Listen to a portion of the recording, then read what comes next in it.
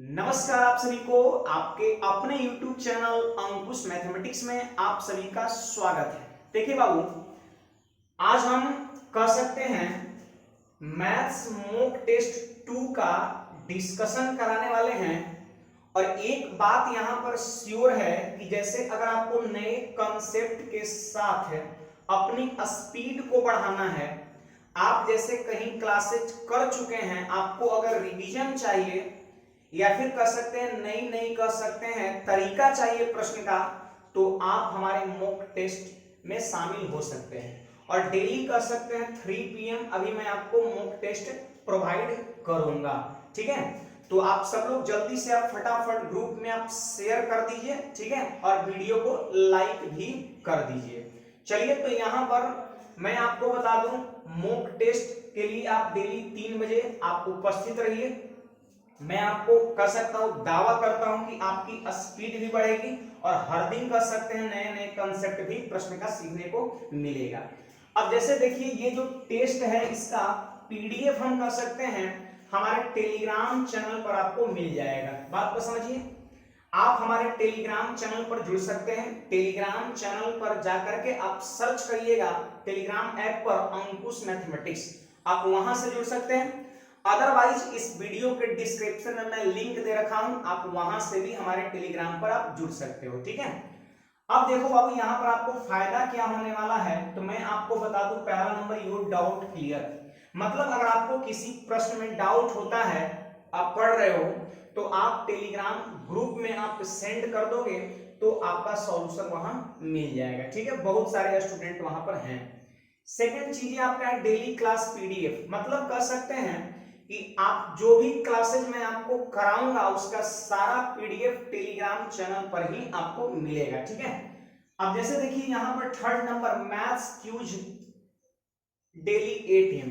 देखिए है क्या ना, ये तीसरा नंबर क्या है, ये तीसरा नंबर टेलीग्राम पर हम एक मैथ्स क्यूज चलाते हैं। ये पिछले दिन से मैंने स्टार्ट किया है और हर दिन सुबह 8 बजे मैं 4 क्वेश्चंस देता हूं, ठीक है। उसमें सारे ऑप्शंस भी होते हैं, आपको बना करके वहां पर आंसर टिक आउट करना होता है, कौन सही है कौन गलत है आपको पता चल जाएगा। और कर सकते हैं उसका आंसर जो है वो रात को 8 बजे मैं देता हूं, ठीक है, सेम डेज। चौथी नंबर बातें क्या है आपका, क्लास रिलेटेड इंफॉर्मेशन, ऑनलाइन हो या ऑफलाइन, ठीक है। अब जैसे देखिए यहां पर आज जो मैं टेस्ट कराने वाला हूं, इसका PDF कर सकते हैं 3 बजे से कुछ मिनट पहले, 10-20 मिनट पहले आपको इसी टेलीग्राम चैनल पर प्रोवाइड करा दिया जाएगा, ठीक है। तो चलिए, सारी इंफॉर्मेशन मैं आपको दे दिया, आपको कैसे चीजों को करना है। और आज की क्लास को हम बिना देर किए हुए स्टार्ट करते हैं। बस आप लोग जल्दी से पेन पेपर के साथ बैठ जाओ, ठीक है। तो चलिए, यहां पर आप देख सकते हैं आज का पहला क्वेश्चन है, और ये पहला क्वेश्चन आपका ट्रिगोनोमेट्री से है, ट्रिगोनोमेट्री से। और यहां पर इस क्वेश्चन को बहुत आसानी से आप कैसे कर सकते हो, तो उसके लिए यहां पर आप चीज को थोड़ा जानिए, यहां पर थोड़ा चीज को जरा जानिए। देखिए बाबू, सबसे पहली चीज यहां पर एक होता है ट्रांसफॉर्मेशन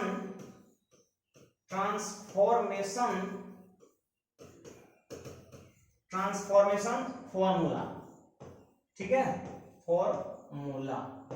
ट्रिगोनोमेट्री में ट्रांसफॉर्मेशन फॉर्मूला बहुत काम की चीज है। जैसे यहां पर आपका हो गया sine C plus sine D हो गया, जिसको हम बोलते हैं 2 sine C plus D/2 into cos C minus D/2 होता है, ठीक है। ये देखिए पेन और कर सकते हैं ये लिखावट के बीच माइनर सेकंड का फासला होता है, क्योंकि जैसे हम लिखेंगे तो ये आपका कर सकते हैं मशीन समझेगा तो उसके कुछ माइनर सेकंड बाद वो लिखता है, तो इसमें आपको कोई प्रॉब्लम नहीं होनी चाहिए। कल मैंने काफी कमेंट में पढ़ा कि सर आप कलम चला रहे हैं उससे पीछे पीछे लिखा रहा है, तो यही चीज डिजिटल बोर्ड में होता है। तो देखिए अब यहाँ पर ट्रांसफॉर्मेशन फॉर्मूला पहला है। अगर मान लेते हैं यहाँ पर हम साइन C और बीच में माइनस अगर हम कर दिए, सपोज साइन C माइनस है साइन D अगर हम कर दिए, तो वैसी स्थिति में आपका हो जाएगा 2 cos C प्लस D/2 और इंटू में आपका हो जाएगा साइन C माइनस D/2 होता है, ठीक है। ये चीज को आपको क्या करना है, ध्यान में रखना है। ये दो बातें यहाँ पर, और इसी का प्रयोग यहाँ पर हम प्रश्न में करने वाले हैं। अब मन में कैसे आएगा कि इसका हम प्रयोग करेंगे, तो देखिए यहाँ भी साइन है और यहाँ भी साइन है, बीच में साइन क्या है प्लस, या रहे क्या माइनस, और यहाँ पर दो एंगल है, एक सी है और दूसरा एंगल डी है, मतलब sine C plus sine D के फॉर्म में है, sine C minus sine D के फॉर्म में है, cos C plus cos D के फॉर्म में है, cos C minus cos D के फॉर्म में है। तो इस तरह तो कर सकते हैं हम, ट्रांसफॉर्मेशन फार्मूला बोलते ये होता है। तो चलिए अभी हम इसका प्रयोग करेंगे उस प्रश्न में, आप बस ध्यान दो यहाँ पर, ठीक है। अब देखिए बाबू यहाँ पर मैं देख पा रहा हूँ कि साइन भी है और कॉस भी है, यहाँ पर क्या है कि कॉस भी है और साइन भी है। तो ट्रांसफॉर्मेशन फॉर्मूला जो होता है उसमें या तो साइन होता है दोनों जगह, या तो कॉस होता है। तो सबसे पहले उसको हम साइन में या कॉस में चेंज कर लेंगे। एक और बात यहाँ पर, जैसे देखिए यहाँ पर जैसे अगर लिखा हुआ है कभी साइन अगर 70 डिग्री लिखा हुआ है तो इसको आप लिख सकते हो कॉस, और 90 में से 70 घटा दो कितना 20 डिग्री आप लिख सकते हो, यानी ये दोनों की वैल्यू क्या होगा आपका बराबर होगा। सिंपली मैं बोल रहा हूँ, साइन बदलता है कॉस में तो कॉस लिख देना है, और 90 में से 70 घटा देंगे 20, यानी जितना वैल्यू साइन 70 का होगा उतना ही वैल्यू कॉस 20 का होगा, ठीक है। अब देखिए यहाँ पर आ जाइए आप इस क्वेश्चन पे, तो यहाँ पर आपको क्या दिख रहा है, साइन 70 और प्लस में कॉस कितना है 40 है, क्लियर बात ये। तो यहाँ पर देखिए कॉस 40 को आप क्या लिख सकते हो, जरा ध्यान दो बाबू, यहाँ पर आप ध्यान दीजिएगा, यहाँ पर आप ध्यान दीजिए, यहाँ पर आप ध्यान दीजिए। अब cos 40 को आप लिख सकते हो, जानते हो कितना, साइन, क्योंकि cos साइन में चेंज होता है, और 90 में से जब 40 घटा देंगे तो कितना हो जाएगा 50, क्लियर है बात। अब यहाँ पर देखो, अब इसके जगह पर cos को आप क्या लिख सकते हो, साइन लिख सकते हो, और 90 में से अगर आप 70 घटा देते हो तो कितना हो जाएगा 20 हो जाएगा। तो उम्मीद है आप ये चीज को समझ पाए होंगे, ठीक है, आप ये चीज को समझ पाए होंगे। देखिए यहाँ पर आपका n साइन, अब यहाँ पर आप देख सकते हो यहाँ पर साइन 70 प्लस में साइन 50 है, मतलब साइन सी का मान कितना है 70 और डी का मान कितना है 50 है। तो आप इस क्वेश्चन को बहुत आसानी से कर सकते हो। देखिए बाबू यहाँ पर आप क्या लिख सकते हो, यहाँ पर लिख सकते हो 2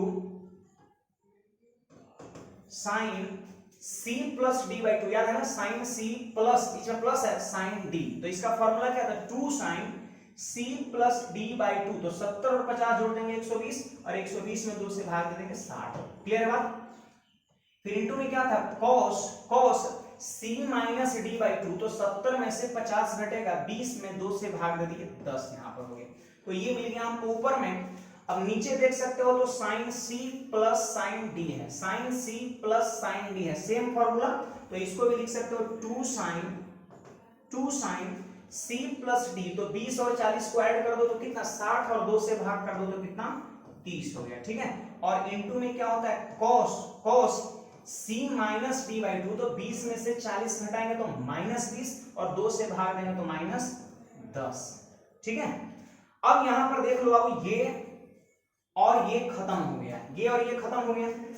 अब यहां पर आप देख सकते हो साइन 60 का मान कितना होता है, जल्दी आप हमको बताओ, तो √3/2 होता है, क्लियर बात। नीचे में साइन 30 है जिसकी वैल्यू कितना होता है 1/2 होता है। अब यहां पर बाबू आप देख सकते हो 2 से 2 खत्म हो गया, यानी आंसर कितना हो गया आपका √3 हो गया। कौन सा ऑप्शन हो गया बाबू, बी नंबर आपका हो गया, ठीक है।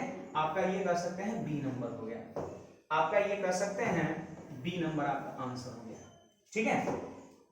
अब देखिए कुछ लोग के मन में एक सवाल यहां पर चल रहा होगा कि सर आपने cos 10 डिग्री और cos माइनस 10 डिग्री को आपने काट क्यों दिया, क्या ये दोनों बराबर है, तो मैं कहूंगा बिल्कुल बराबर है। आप यहां पर ध्यान दो कि cos minus theta equal to होता है cos थीटा, ठीक है। यही चीज आपका सेक के साथ होता है, sec minus theta equal to sec theta, ठीक है। ये दोनों के साथ सिर्फ ये होता है, मतलब आपको याद रखना है कि cos और sec के साथ अगर एंगल नेगेटिव हो तो नेगेटिव साइन को क्या करता है पचा लेता है। कर सकते हैं cos और sec का जो डाइजेशन है ना, डाइजेस्ट करने की जो शक्ति है बहुत ही कर सकते हैं ज्यादा है, ये माइनस साइन को पचा लेता है cos और sec। लेकिन अदर की अगर हम बात करें, अदर जैसे अदर में क्या हो गया आपका tan हो गया, cot हो गया, cosec हो गया आपका, इस तरीके से, तो वो नहीं पचा पाता है। जैसे मान लेते हैं यहाँ पर अगर लिखा हुआ रहेगा साइन माइनस थीटा अगर रहेगा तो इसका मतलब होता है माइनस साइन थीटा होता है। समझ पा रहे बात को? साइन माइनस थीटा का मतलब होता है माइनस साइन थीटा। देखिए कॉस और सेक के साथ एंगल नेगेटिव रहेगा तो माइनस साइन खत्म हो जाएगा, लेकिन अदर के साथ जब एंगल नेगेटिव रहेगा तो माइनस साइन को बाहर कर देगा। मतलब ये सब कर सकते हैं, नहीं पचा पाता है इसको उल्टी कर देता है, बाहर कर देता है, और ये दोनों का डाइजेशन बहुत ही कर सकते हैं, बिजोड़ है, ये चीज को पचा देता है। तो उम्मीद है आप सबको ये चीजें क्लियर हो गया होगा। तो चलिए पहला क्वेश्चन में आपने क्या सीखा तो जल्दी से रिवाइज कर ले रहे हैं। ट्रांसफॉर्मेशन फार्मूला, इसको बोलते हैं अनुपरिवर्तन सूत्र। Sine C plus sine D, जल्दी याद करिए, 2 sine C plus D by 2 into cos C minus D by 2। फिर यहाँ पर sine C minus sine D क्या होगा, 2 cos C plus D by 2 into sine C minus. कुछ नहीं करना है, जब साइन चेंज हो जाए ना तो ये साइन को उतार देना है यहाँ और ये वाले कॉस को यहाँ पे, ठीक है। अब यहाँ पर दूसरी नंबर बात है, आपने क्या सीखा कि साइन 70 है, चेंज करना है तो साइन बदलता है किसमें, कॉस में, और 90 में से एंगल घटा के लिखना होता है 20। अगर मान लेते हैं सपोज यहाँ पर आप जरा ध्यान दो बाबू, अगर मान लेते हैं यहाँ पर हम कि साइन के जगह पर क्या रहता है आपका, मान लेते हैं tan रहता है, ठीक है, tan 70 रहता है, तो tan किस में बदलता है वो कॉट में, कॉट में, तो यहाँ पर आपका हो जाता है tan 70 equal to cot 20। Angle जो है 90 से घटा के लिखना होता है। तो उम्मीद है आपको ये चीजें समझ में आ गया होगा। इसके बाद आपने ये चीज सीखा कि कॉस और सेक के साथ एंगल माइनस में रहेगा तो वो प्लस में हो जाएगा, और अदर में जब माइनस में एंगल रहेगा तो माइनस पीछे में आ जाएगा, ठीक है। तो उम्मीद है आप सभी को ये चीजें प्रश्न समझ में आया होगा। देखिए बाबू, टेस्ट आप सोचते हैं, आप ये सोच रहे हैं कि सर टेस्ट करा रहे हैं बस 10 क्वेश्चन है या 20 क्वेश्चन है, लेकिन मैं 10 क्वेश्चंस गिनती का जरूर है, लेकिन मैं हर क्वेश्चंस को बारीकी से बता रहा हूं, और उससे रिलेटेड जितनी भी बातें हैं वो सारा भी मैं आपको नोट कराते चलूंगा। जिस प्रकार मैंने अभी ट्रांसफॉर्मेशन फॉर्मूला बताया, पहला कंसेप्ट ये हो गया आपका पहला कंसेप्ट, दूसरा कंसेप्ट यहाँ पर ये हो गया चेंज करना, तीसरा कंसेप्ट आप देख सकते हो ये हो गया आपका तीसरा कंसेप्ट, ठीक है। चौथे कंसेप्ट में क्या हो गया, ये क्वेश्चन मेरा हो गया। तो एक प्रश्न है लेकिन कंसेप्ट कितना है, 4 है। तो अगर आपको जैसे कर सकते हैं बेहतरीन कंसेप्ट के साथ क्लासेस करनी है, आपको डेप्थ में क्लासेस करनी है, तो आप एकदम जरूर ज्वाइन करिए, ठीक है। चलिए अब यहां पर आप थोड़ा सा देख लीजिए जरा, सेकंड क्वेश्चन सर कितना बेहतरीन हम कर सकते हैं प्रश्न है, आप इसको जरा देख सकते हो कितना बढ़िया प्रश्न है। और ये जो इसका फोटो है वो मैं पहले से बना रखा हूं ताकि ज्यादा टाइम ना लगे। समझ पा रहे हो बात को, ज्यादा समय ना लगे इसके लिए मैं पहले से फोटो बना रखा हूं, ठीक है। चलिए तो मैं क्वेश्चंस को पहले थोड़ा सही कर ले रहा हूं। चलिए क्वेश्चंस तो बिल्कुल एकदम चकाचक दिख रहा है। अब देखिए बाबू, सेकंड क्वेश्चन है, कहता है एक झील के 200 मीटर ऊपर स्थित एक बिंदु से, देखिए झील के सतह से 200 मीटर ऊपर स्थित एक पॉइंट है। तो देख सकते हो यहाँ पर आप देख सकते हो ये मैंने झील बना दिया है, ये मैंने झील बना दिया है, पानी दिख रहा है, बहुत गहरा है, ठीक है, जाना नहीं है, नहीं तो डूब भी सकते हो अगर तैरने नहीं आएगा तो, ठीक है। तो ये झील हो गया, और ये झील क्या कर सकते हैं, ऊपर वाला सरफेस हो गया, झील का ऊपर वाला सरफेस हो गया। समझ में आ रहा है बात। अब क्वेश्चन क्या कहता है, झील के 200 मीटर ऊपर स्थित एक बिंदु से, तो देखिए ये झील से 200 मीटर ऊपर, 200 मीटर ऊपर स्थित एक बिंदु से, मतलब आप ये समझ जाओ कि ये जो है यहां से यहां तक डिस्टेंस वो कितना है, 200 मीटर है, और यही 200 मीटर ऊंचाई पर एक बिंदु है, और कहता है कि किसी बादल का उन्नयन कोण 30 डिग्री है। तो है क्या ना कि यहां पर एक बंदा है और वो बादल को क्या कर रहा है, देख रहा है। ऊपर जब कोई देखता है तो उन्नयन कोण बनता है, अंग्रेजी में बोलते हैं एंगल ऑफ एलिवेशन, ठीक है। और जब चीज को नीचे में देखता है तो उसको बोलते हैं हम लोग अवनमन कोण, ठीक है। तो यहाँ पर देखिए 30 डिग्री है, तो ये एंगल कितना हो जाएगा, वो 30 हो जाएगा, ठीक है। और उसके झील में प्रतिबिंब का अवनमन कोण 60 डिग्री है। अब बात यह है ना कि ये झील है, झील के ऊपर बादल है, दिख रहा है कितना खूबसूरत मैंने बादल बनाया है। अब इसी का प्रतिबिंब हम कर सकते हैं, झील में बनेगा, नीचे बनेगा, ठीक है। तो ये आपका कर सकते हैं प्रतिबिंब बन रहा है, ठीक है, मैंने लिख भी दिया है। अगर अवनमन कोण 60 डिग्री है, मतलब यही पॉइंट से अब वो बंदा उस बादल को नहीं देख रहा है, झील में जो बादल है उसको देख रहा है, तो यहां से ऐसे देख रहा है, तो यहां वाला जो कोण है ना वो आपका कितना है, 60 डिग्री, ठीक है। तो आपसे बोलता है बादल की ऊंचाई बताओ, मतलब झील से बादल की ऊंचाई कितनी है। तो देखिए ये प्रश्न को करने से पहले यहाँ पर एक कंसेप्ट आप याद रखो आओ जल्दी से। यहाँ पर देखो, अगर यहाँ पर मान लेते हैं एंगल कभी 30 डिग्री रहेगा, तो tan 30 क्या होता है 1/√3। ठीक है, तो आपको ये चीजें याद रखना है। क्या याद रखना है कि जब 30 डिग्री एंगल हो तो वैसी स्थिति में लंब का रेशियो 1, आधार का रेशियो √3 और कर्ण का रेशियो 2 होता है। ठीक है, अब यहां पर आप देख सकते हो बाबू, यहां पर जरा कि अगर मान लेते हैं यहां पर एंगल अगर 60 डिग्री दिया रहे तो tan 60 क्या होता है, तो कहिएगा √3/1 और यहां पे हो जाएगा 2। तो ये चीजें तीसरी नंबर बातें आपको याद रखना है। चौथी नंबर बातें आपको ये भी याद रखना है कि अगर मान लेते हैं यहाँ पर 45 डिग्री दे रखा है, 45 डिग्री दे रखा है, तो 45 डिग्री जब रहता है तो 1 1 और यहाँ पर √2 होता है। ये तीसरी नंबर बात है, बहुत काम की बातें हैं, आप इस बात को ध्यान रखना है। रेशियो यहाँ पर कि जब 30 डिग्री रहे तो लंब आधार कर्ण का रेशियो 1√3:2, अगर 60 डिग्री रहे तो लंब आधार कर्ण का रेशियो √3:1:2, अगर 45 डिग्री रहे तो लंब आधार कर्ण का रेशियो 1:1:√2। ये बहुत कर सकते हैं हम, काम की बात है। तो आपको क्या करना है, इसको याद रखना है, आप जरा इसको ध्यान रखिएगा। ठीक है, ये चीज को मैं हटा दे रहा हूं, अब ये चीज को मैं यहाँ पर हटा दे रहा हूं, आप इस चीज को समझना। ठीक है, अब यहाँ पर आ जाइए, देखिए तो यहाँ पर 60 डिग्री है और 60 डिग्री के लिए मैंने अभी बताया है क्या होता है, ये 1 होता है और यहाँ पे क्या होता है, हम कर सकते हैं √3 होता है, ध्यान रखना √3 होता है, ये 1 और ये √3 हो गया। ठीक है, अब 60 डिग्री है तो 60 डिग्री के लिए लंब का काम पूरा यहाँ से यहाँ तक रहेगा, तो लंब पूरा यहाँ से यहाँ तक कितना हो जाएगा बाबू, जल्दी बोलिएगा, लंब पूरा यहाँ से यहाँ तक कितना हो जाएगा आपका, तो हम कह सकते हैं √3 हो जाएगा और ये कितना हो जाएगा 1 हो जाएगा। बात को समझिएगा, यहां से यहां तक कितना √3 और यहां से यहां तक 1, क्यों, क्योंकि 60 डिग्री है यहां पर कोण, तो लंब सामने वाली भुजा और आधार ये जो कि √3:1 होता है। ठीक है, अब यहां पर आपको सोचना क्या है, यही सोचना है कि ये जो भुजा है, ये भुजा इस 30 डिग्री के लिए भी बेस है और इस 60 डिग्री के लिए भी बेस है, लेकिन रेशियो अगर हम देखते हैं, रेशियो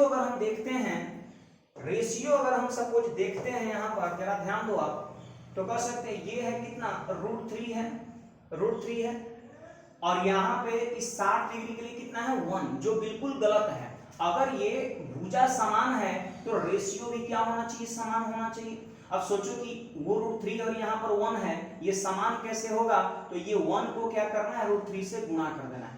ये जो 1 आपको दिख रहा है ना, उसको √3 से गुणा कर देना है, उसको √3 से गुणा कर देना है। ठीक है, इसको √3 से गुणा कर देना है। अब यहां पर आ जाइए जरा कि यहां पर ये 1 है, इसको √3 से गुणा कर देना है।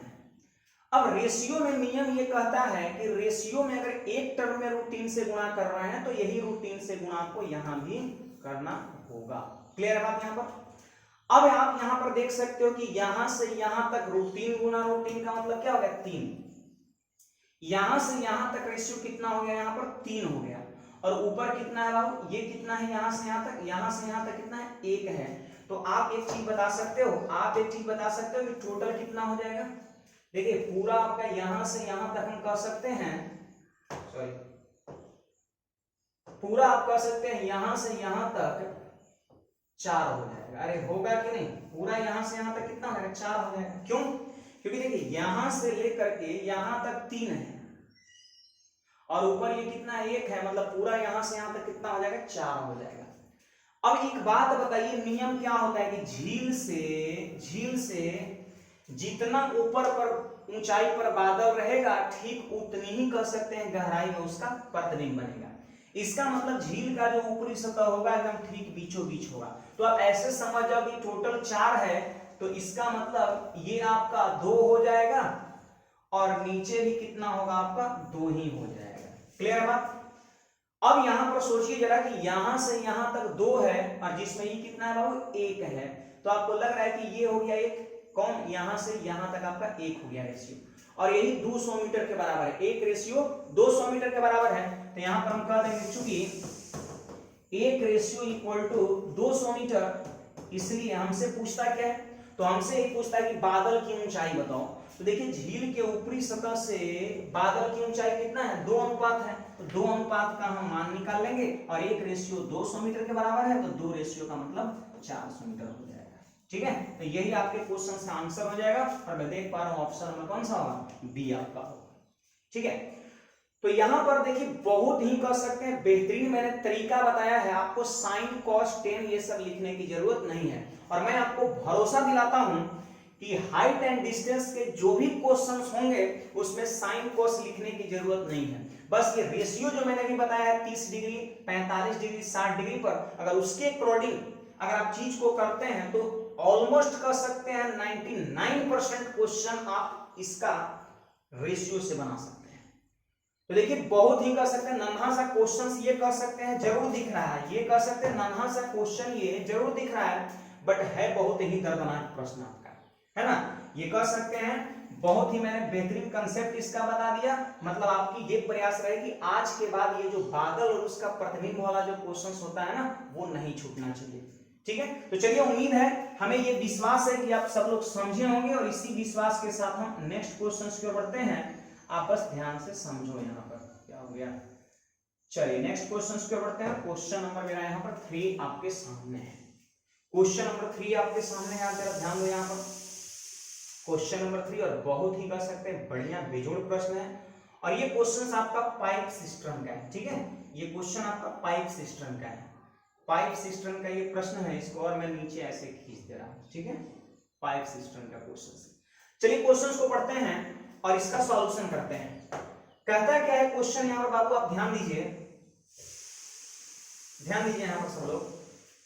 कहता है 2 पाइप एक टंकी को क्रमशः 36 मिनट और 48 मिनट में भर सकते हैं। चलिए बाबू देखिए यहाँ पर पहला पाइप है जो टंकी को क्या बोल रहा है 36 मिनट में, और दूसरा पाइप है वो टंकी को 48 मिनट में भर सकता है। तो सबसे पहले यहाँ पर आप ये दोनों का एलसीएम ले लो जल्दी से। तो मैं देख पा रहा हूँ 144 144, 36 से कटेगा 4 बार में और 36 से 48 से कटेगा 3 बार में। तो देखिए यहाँ पर एलसीएम जो होता है वो होता है टोटल वर्क, ठीक है। और 44 काम कर सकते हैं, पहला पाइप 36 मिनट में किया है तो 1 घंटे का काम कितना हो जाएगा, वो 4 हो जाएगा, और इसका दूसरे वाले पाइप का 1 घंटे का काम 3 हो जाएगा। अब कहता है दोनों पाइप को एक साथ खोला जाता है, दोनों पाइप को एक साथ खोला जाता है। कुछ कमी होने के कारण पहले वाले पाइप में अपनी कुल क्षमता से 4/5 भाग। देखिए हुआ क्या ना कि पाइप में कुछ कमी हो गया, हो सकता है पाइप आपका खराब हो गया होगा, कहीं लीक कर रहा होगा, या कह सकते हैं पाइप जाम हो गया होगा, है ना। तो जिसकी वजह से क्या हुआ ना कि पहला पाइप से मात्र 4/5 भाग पानी ही निकल पाता है। तो मैं जानना चाहता हूं आखिर कितना निकल पा रहा है, तो 4 का हम कर देंगे 4/5। बोलिए कितना हो गया 16/5। आप ये बात को समझो कि जब पाइप सही है तो पहला पाइप से 1 मिनट में 4 भाग निकल रहा है, और जब पाइप खराब हो गया तो उसका 4/5 मतलब 16/5 भाग निकल रहा है। खराब होने का इतना भाग निकल रहा है पहले पाइप से। फिर इसके बाद क्या बोल रहा है, दूसरे वाले पाइप से अपनी कुल क्षमता का 3/5 भाग पानी बहना है, ठीक है। अब देखिए जब पाइप खराब है तो दूसरे वाले पाइप से कितना पानी गिरता है, तो ये तो 1 मिनट में 3 भाग बहता है जब पाइप सही है, लेकिन जब पाइप खराब है तो 3 का 3/5 अर्थात कितना होगा वो 9/5 भाग पानी बहता है। कब, जब पाइप खराब है तब। तो सिंपल सी बात है, पाइप सही है तो 1 मिनट में 4 भाग पहला पाइप से, और पाइप खराब है तो 1 मिनट में 16/5 भाग। पाइप सही है तो दूसरे पाइप से 1 मिनट में 3 भाग, और पाइप सही है खराब है तो दूसरे पाइप से 1 मिनट में इतना भाग भरता है, ठीक है। अब क्वेश्चन क्या कहता है कि कमी दूर होने के बाद, देखिए ये पॉइंट कर सकते हैं नोटेड है कि कमी दूर करने के बाद, कमी दूर होने के बाद इसका मतलब आप समझ रहे हो, इसका मतलब यही होगा बाबू, इसका मतलब यही हो गया, इसका मतलब यही हो, कमी दूर करने के बाद इसका मतलब आप समझो कि पहले से कमी वाला पाइप खुला था। बात को समझना जरा यहाँ पर, कमी दूर करने के बाद इसका मतलब पहले से कमी वाला पाइप खुला था और उसके बाद सही किया गया, इसका मतलब लास्ट में जो है सो सही पाइप खुला गया है। उम्मीद है आप सभी को ये बातें समझ में आ रहा हो। कमी दूर होने के 17 मिनट बाद टंकी भर जाती है, इसका मतलब शुरू से जो है खराब नल खुला था और बाद में जो है सही नल खोला गया, और जानते हैं 17 मिनट का टाइम लगा। सही नल को कितना मिनट का टाइम लगा, 17 मिनट का टाइम लगा टंकी भरने में। तो आप हमको बताओ जब नल सही है तो 1 मिनट में कितना भाग भरेगा, दोनों मिलके 7 भाग, अरे 4 3 7, 1 मिनट में दोनों मिलके 7 भाग भरेगा, और 17 मिनट जो है सही नल भरा है। तो 1 मिनट में 7 भाग तो 17 मिनट में 17 7 119 भाग। आप जरा समझो 119 भाग जो है उस टंकी में सही नल द्वारा भरा गया है। अब पूरा टंकी कितना है, जो एलसीएम है 144 भाग। तो आप हमको बताओ कि 144 भाग में 119 भाग सही नल भरा है, तो बच गया कितना, बच गया कितना। तो मैं यहाँ पर देख पा रहा हूँ कि 144 में से अगर हम 19 घटाते हैं तो 25 भाग बच गया है। और जानते हो ये 25 भाग कौन भरा होगा, खराब नल या कमी वाला नल। तो आपसे यही बोलता है कि ज्ञात कीजिए कि कितने समय बाद कमी को दूर किया गया। मतलब आपको यह बताना है कि कितना देर तक खराब नल खुला रहा, मतलब यहां से यहां तक का समय पूछता है आपसे। ठीक है, अब हम क्या करेंगे, तो आप हमको बताओ कि खराब नल आखिर कितना भाग भरा, 25 भाग। और आप हमको बताओ कि 1 मिनट में ये दोनों कितना भाग भरेगा, आप ये दोनों को जोड़ दो। तो देखिए यहाँ पर नीचे में कितना आएगा, 5 और 16 और 9 कितना, 25। पहला नल जब खराब है तो 1 मिनट में कितना, और दूसरा नल खराब है तो 1 मिनट में कितना।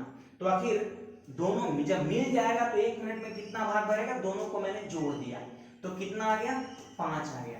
तो आप ये बात को समझो कि जब खराब नल दोनों मिल के काम करे तो 1 मिनट में 5 भाग भरेगा, और भरा है ये दोनों कितना, 25 भाग। तो कितना समय लगा होगा, सोच लो 1 मिनट में 5 भाग, तो 25 भाग भरने में कितना, 5 मिनट। और 5 मिनट ही आपके क्वेश्चन का राइट आंसर हो जाएगा।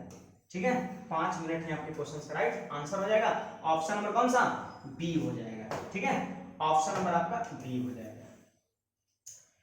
तो ये कह सकते हैं इस प्रश्न का कॉन्सेप्ट है, और आपको मैं थोड़ा टाइम लेके समझा रहा हूं जिससे कि हर बंदा समझ सके और आगे से इस टाइप का प्रश्न उससे छूटे नहीं। और मैं आपको बता दूं ये एसएससी जो है बहुत क्वेश्चंस बहुत बार पूछ चुका है, रेलवे भी पूछा है और अभी वो पूछने वाला है। इसलिए सारे बंदों जो लोग देख रहे हो यहाँ पर, टोटल को ये प्रश्न आनी चाहिए। उम्मीद है आप सभी को ये प्रश्न समझ में आ गया होगा। हम अगले प्रश्न की ओर बढ़ते हैं, और अगला प्रश्न भी कर सकते हैं बहुत ही बेहतरीन क्वेश्चन है। आप देख सकते हो यहाँ पर अगला क्वेश्चन बहुत ही बेहतरीन क्वेश्चन है, आप यहाँ पर देख सकते हैं। ठीक है, अब चलिए बाबू यहाँ पर हम आ जाते हैं, थोड़ा सा कलर को चेंज कर ले और ले लेते हैं हम रेड कलर ले लेते हैं। ठीक है, अब यही क्वेश्चन है कि निम्नलिखित दिए गए चित्र में कोण x degree, a degree, c degree दिखाए गए हैं। तो आप देख सकते हो ये भी x डिग्री है, ये भी x डिग्री है, a डिग्री है और यहाँ पे क्या है, c डिग्री है, और ये क्या है, पाई माइनस b डिग्री है। ठीक है, अब यहाँ पर आप ध्यान दीजिए जरा, कहता निम्नलिखित में से कौन सी, निम्नलिखित में से कौन सी,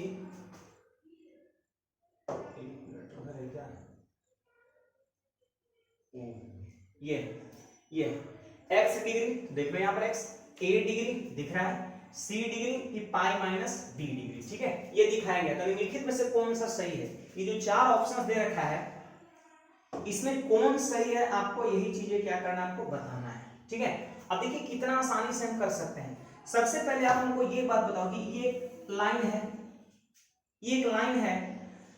अब ये एक लाइन जो है तो इसमें कितने डिग्री कोण बनता है, 180 डिग्री कोण बनता है। 180 को आप क्या बोल सकते हो बाबू, पाई रेडियन ही बोल सकते हो। पाई का मतलब होता है 180 डिग्री। याद रखना है, एक स्ट्रेट लाइन पर 180 डिग्री अर्थात पाई का कोण बनता है।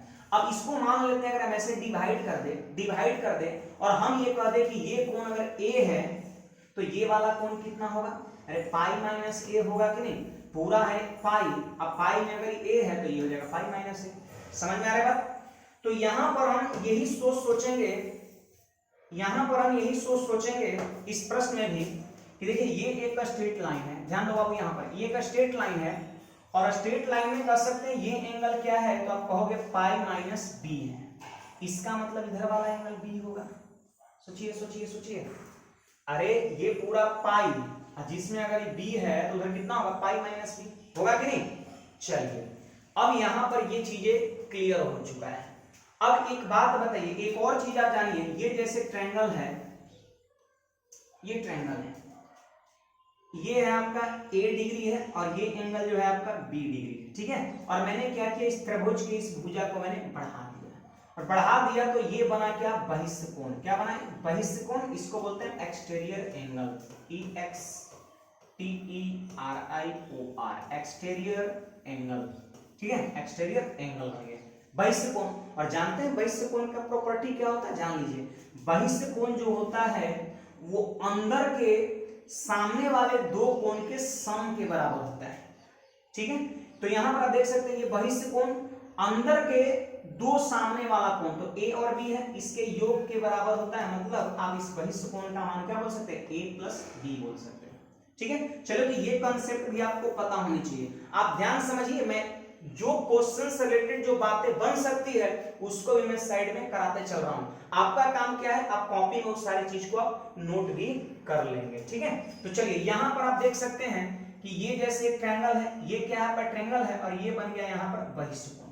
तो बहिष्ठ कोण क्या, ये दोनों के सम के बराबर होगा। जल्दी से आप हमको बता दो, मतलब ये हो जाएगा a प्लस बी। अरे क्लियर है कि नहीं, ये a है, b है, और इस भुजा को ऐसे बढ़ा दिए तो ये बहिष्ठ कोण बन गया, और दोनों के योगफल के बराबर हो गया a प्लस बी। क्लियर है बात आप सभी को, क्लियर है ना सबको। चलिए अब यहां पर आप आ जाओ बाबू, देखिए मैं कौन सा ट्रायंगल बोल रहा हूं, सी ए और बी में आ जाओ, सी ए और बी में आ जाओ, ये बड़ा वाले में आप आ जाओ, ये बड़ा वाले में आप आ जाओ, और आप देख सकते हो कि ये भुजा को ऐसे एक्सटेंड किया गया, ये वाले भुजा को एक्सटेंड किया है, और ये बहिष्ठ कोण कितना है, x डिग्री। तो आप हमको बताओ, ये जो बहिष्ठ कोण आपको दिख रहा है, क्या ये सामने वाले दो कोण के बराबर नहीं होगा। तो ये त्रिभुज रेड कलर वाला और ये बहिष्ठ कोण, और इसके सामने का कोण देखिए, एक कोण यहाँ पर है और दूसरा कोण यहाँ पर है, तो क्या ये दोनों के सम के बराबर होगा ना। तो दोनों को आप जोड़ दो, a plus B plus C, a plus B plus C, और यही आपके क्वेश्चन का राइट आंसर हो जाएगा। ऑप्शन नंबर कौन सा, सी हो जाएगा। ठीक है, तो मैंने यहीं पर चीज को समझा दिया, और उम्मीद है आप सबको ये बातें समझ में आ गया होगा। तो चलिए हम अगले क्वेश्चंस पे बढ़ते हैं, बिना देर किए हम नेक्स्ट क्वेश्चंस पे बढ़ते हैं, और नेक्स्ट 4 नंबर हो गया, 5वां नंबर मेरा क्वेश्चन यहाँ पर। ठीक है, ये मेरा 5वां नंबर क्वेश्चन है। ठीक है, ये मेरा 5वां नंबर क्वेश्चन, थोड़ा सा मैं इसको भी एक्सटेंड कर दे रहा हूँ। ठीक है, ये और इसको उठा कर दिया नीचे, इसको मैंने सेलेक्ट कर लिया, इसको भी बढ़ा दिया। ठीक है, हाँ, और ये वाले कर दिया थोड़ा सा ऊपर। तो देखिए बाबू यहाँ पर ये 5वां नंबर क्वेश्चन है। अच्छा, एक और मैं खास बात आपको बता दूं, जैसे रात में कह सकते हैं लगभग 7 से 8 बजे हम अपने टेलीग्राम चैनल पर आज जितने भी हम टेस्ट में क्वेश्चंस कराएंगे, या हर दिन जो हम टेस्ट में क्वेश्चंस कराएंगे उसका हैंड रिटेन नोट्स भी हम उपलब्ध करा देंगे। ये बहुत बड़ी बात है, हैंड रिटेन नोट्स। जैसे अभी जैसे मैं डिस्कशन करा रहा हूं तो कोई बंदा अभी पढ़ रहा है, ठीक है, और वो कर सकते हैं चीज को समझने के साथ साथ बहुत फ्रेश अक्षरों में कर सकते हैं, इस चीज को कॉपी भी कर रहा है। तो ये चीज का बिल्कुल पीडीएफ, इसके नोट्स का पीडीएफ हैंड रिटेन कर सकते हैं, पीडीएफ हम अपने टेलीग्राम चैनल पर प्रोवाइड कर देंगे। तो आप रात में 7 बजे 8 बजे अप्रॉक्स आप वहां से प्राप्त कर सकते हैं। देखिए आप टेलीग्राम पर जुड़िए, मैथमेटिक्स से रिलेटेड काफी कुछ चीजें अभी तो मैं दे ही रहा हूं, लेकिन इन फ्यूचर बहुत कर सकते हैं, वहां पर आपको फायदा होने वाला है, बहुत सारा कर सकते हैं, डाटा जो मैथमेटिक्स से रिलेटेड है वो आपको मिलने वाला है। ठीक है, तो चलिए यहां पर बिना देर के हम क्वेश्चंस को बढ़ते हैं, और 5 नंबर क्वेश्चंस का था, यदि theta greater than 0 and less than 90 और sin थीटा इक्वल टू 3/5 है। आपको पता है बाबू कि यहां पर sin जो होता है वो होता है p/h होता है। आपको पता है क्या, p/h होता है। अब देखिए आपको ये भी पता होगा कि h² equal to b² plus p² होता है। क्लियर है बात, ये b² प्लस p² होता है आपका। ठीक है, चलिए b² प्लस p² होता है। अब यहां पर मैं देख रहा हूं कि p की वैल्यू कितना है बाबू, यहां पर 3 है, और h की वैल्यू कितना है, 5 है। तो उम्मीद है आप बता सकते हो, 5 का स्क्वायर 25 और 3 का स्क्वायर 9, 9 जाके घट गया 16 और स्क्वायर रूट में चला गया, तो b की वैल्यू कितना, 4। ऐसे लोग ट्रिपलेट याद करता है 3 4 5, वो देख करके आप समझ सकते हैं b की वैल्यू कितना होगा, 4 होगा। अब देखिए वहां पर क्या लिखता है, x इक्वल टू क्या लिखता है, cot थीटा, cot थीटा। अब बताओ ये cot क्या होता है, cot क्या होता है बाबू, तो आप कहेंगे cot जो होता है सर वो b/p होता है। क्लियर है बात, cot जो होता है वो b/p होता है, बेस अपॉन परपेंडिकुलर। अब बताओ b की वैल्यू कितना है, 4 है, और p की वैल्यू कितना है बाबू, 3 है, यानी हम कह सकते हैं cot थीटा की वैल्यू 4/3, और cot x के बराबर है, मतलब x की वैल्यू 4/3, x की वैल्यू 4/3 आपका हो गया। क्लियर है, x की वैल्यू 4/3। अब यहां पर आप क्या करो, जरा ध्यान दो, यहां पर सिंपली कुछ नहीं करना है, 4/3 ये सभी जगहों पर सेट कर देना है। देखिए कितना भयानक यहाँ पर इक्वेशन दिख रहा है, लोग यहाँ पर हड़बड़ा जाते हैं। तो हड़ाने की बात नहीं है, सिंपली x की वैल्यू को यहाँ पर आप पुट करते जाइए, और अगर थोड़ा सा आप मेहनत करते हो तो चीजें बहुत आसानी से होने वाला है। मैं देख रहा हूँ, देखिए बाबू यहाँ पर ध्यान दीजिए, मैं एक स्टेप लिख रहा हूँ। देखिए 1 प्लस x का मान 4/3। देखिए अगर हम 4/3 लिखेंगे तो आपको लग रहा है कि 3 खत्म हो जाएगा। अरे 4/3 लिखेंगे, 3 खत्म तो सिर्फ 4 होगा। अरे बोलो ना, सिर्फ 4 होगा, होगा कि नहीं? अब देखिए फिर हम 4/3 यहाँ बैठाएंगे, x की जगह पे 4/3 बैठाएंगे तो स्क्वायर है ना, तो 4 का स्क्वायर कितना 16, और 3 का स्क्वायर 9 से ये 9 कट जाएगा। अरे 9 ऊपर है और नीचे में 9 होगा, 3 का स्क्वायर तो कट में ना करेगा। चलिए फिर यहाँ पर 4/3 बैठाएंगे तो 4 का क्यूब कितना हो गया बाबू 64, और 3 का क्यूब नीचे में 27 है, ये 27 खत्म हो जाएगा। कुछ बात समझ में आ रहा है? समझ में ये आ रहा है कि सिर्फ आपको ऊपर वाला लिखना है, नीचे वाला खत्म हो जाएगा। क्यों? क्योंकि जितना नीचे वाला है उतना ही बगल में दिया है। चलो तो ऊपर वाला यहाँ पर कितना है जल्दी, 4 और पावर है 4, तो 4 के पावर 4 कितना 256 हो गया, 256 हो गया। चलिए यहाँ पर फिर 4 रखेंगे तो 4 के पावर 5 कितना हो गया 1024 हो गया। ठीक है, 1024 आपका हो गया। 4 पावर कर सकते हैं 5, जब 4 को आप 5 बार गुणा करेंगे तो 10 कर सकते हैं 24 आपका हो जाएगा। क्लियर है बात ये? अब यहाँ पर सिंपली क्या करना है, जोड़ देना है। देखिए कुछ लोग वहां पे साथ फंस रहे हैं, 4/3 आप बैठाइए ना तो 4 का पावर 5 करिएगा 1024, और 3 के पावर 5 करिएगा 243, 243 बगल वाला नहीं कट जाएगा।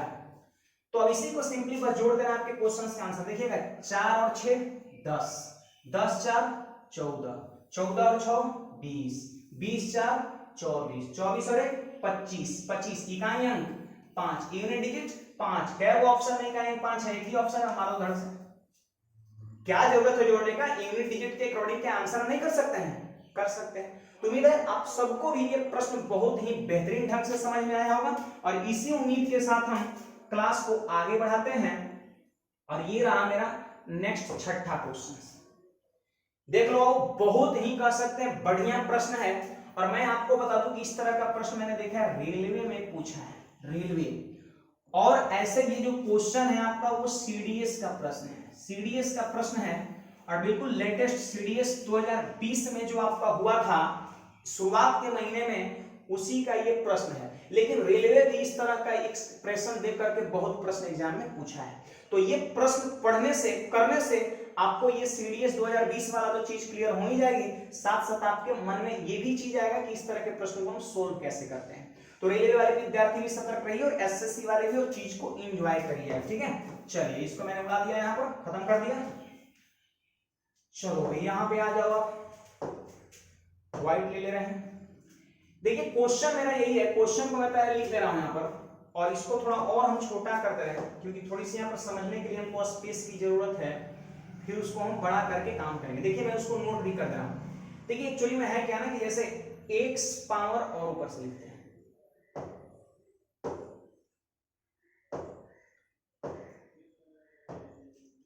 ध्यान दिए बाबू यहाँ पर क्या ना कि x power 4,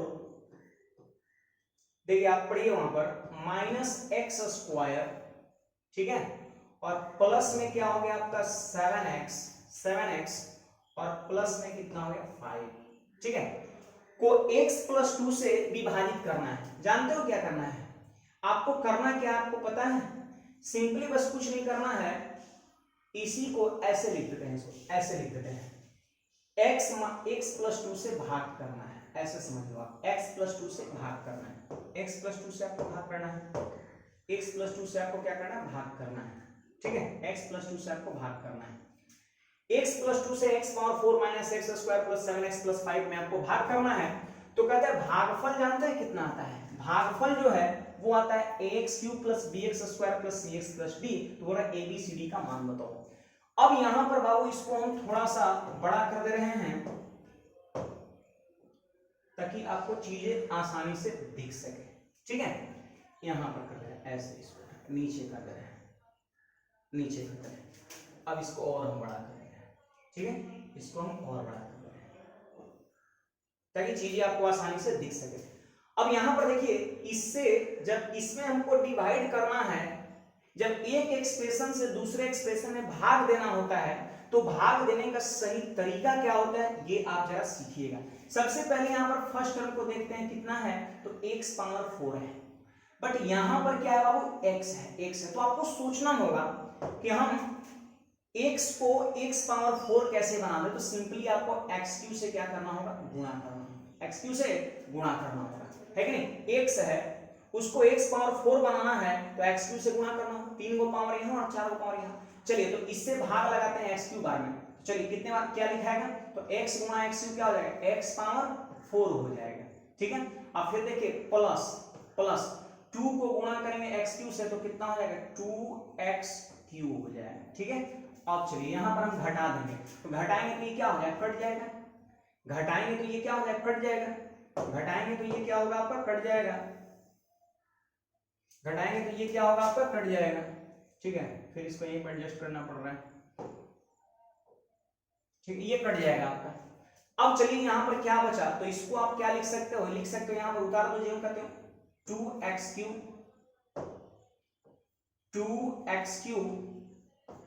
minus x square, 2x³ minus x square, और प्लस में क्या होगा ना